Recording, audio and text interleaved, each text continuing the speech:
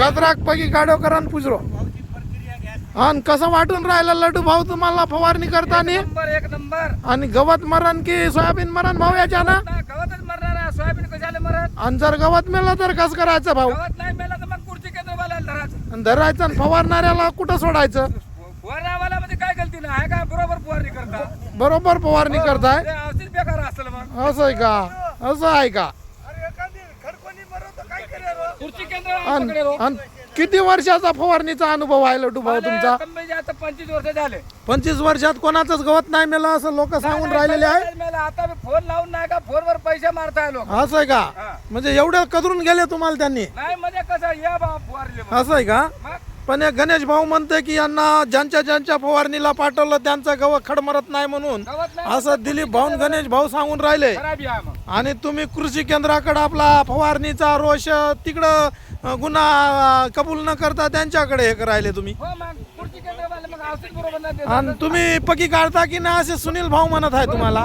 थोडा पिऊन पाहू काय मग? हा थोडस टेस्ट घेऊन पहा की मग सध्या. बर पकी काढता की नाही म्हणते असे सुनील भाऊ विचारत आहे. काढता की लड्डू भाऊ? नाही नाही नाही. काय काढता मग कच्ची की पकी? काय नाही करत हे बाय, गवत मरणार नाही आता, हे काय राहणार नाही.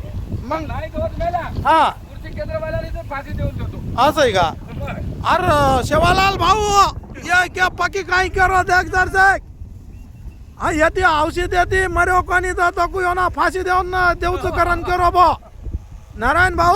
थांब बेटा. हा चल बा दे ये खूपच पकी काढत त्या तो. आणि कसं गाव सुनील भाऊ कसं बनरो कसं गाव बनरो नाही काव कोकर कर बाको बाई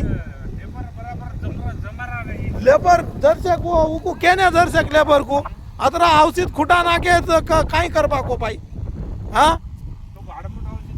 हो जमून राहिलं की गवत नाही. मगाच मारलं मी.